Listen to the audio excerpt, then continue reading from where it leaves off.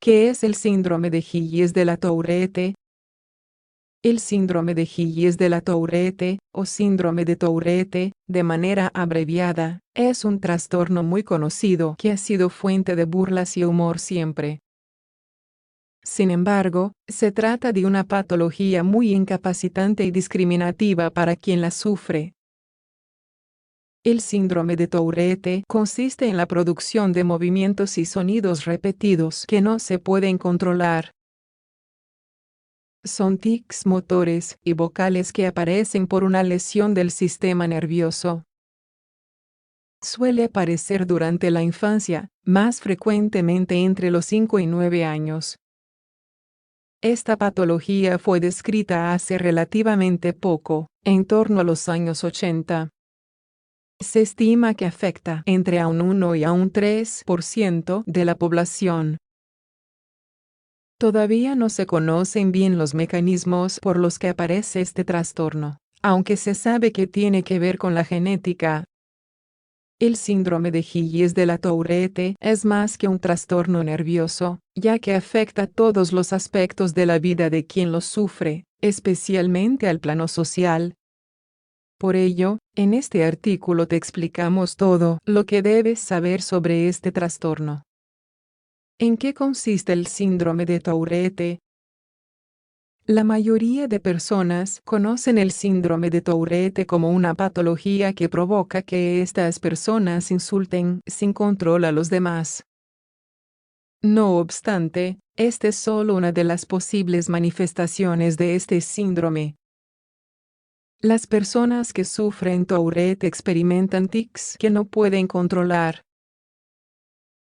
Pueden ser movimientos repetitivos, sonidos o palabras. Dentro de esto entran los insultos. Otro ejemplo muy típico es el gesto de encoger los hombros continuamente. La mayoría de los casos se dan en varones. Los síntomas suelen aparecer antes de los 15 años.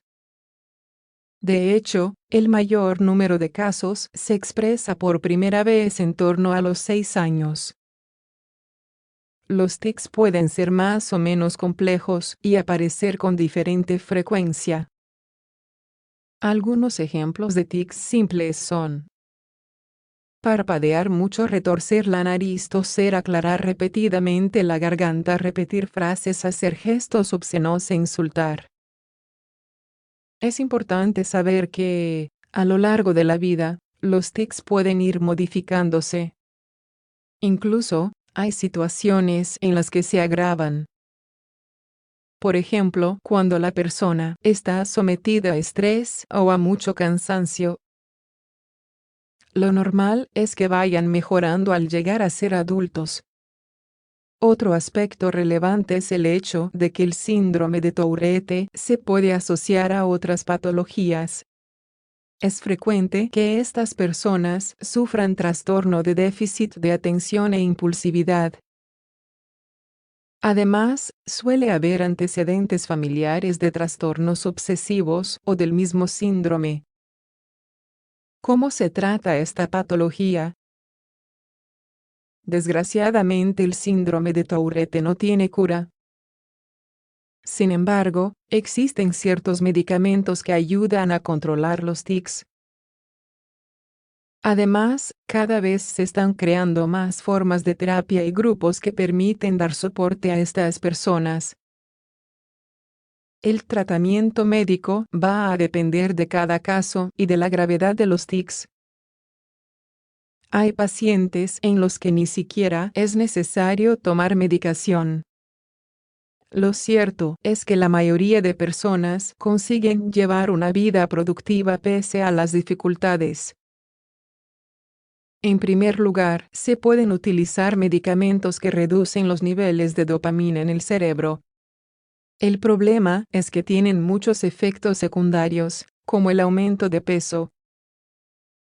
También se utilizan con frecuencia antidepresivos que permiten reducir la ansiedad y el trastorno obsesivo-compulsivo que suele asociarse al Tourette.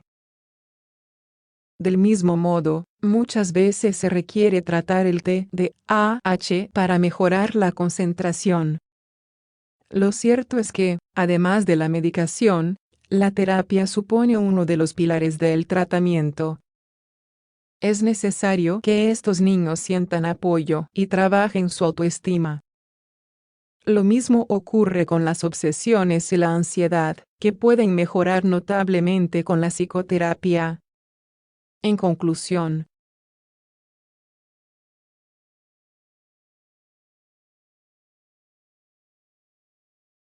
consiste en que estas personas sufren tics, tanto motores como vocales, de manera continua.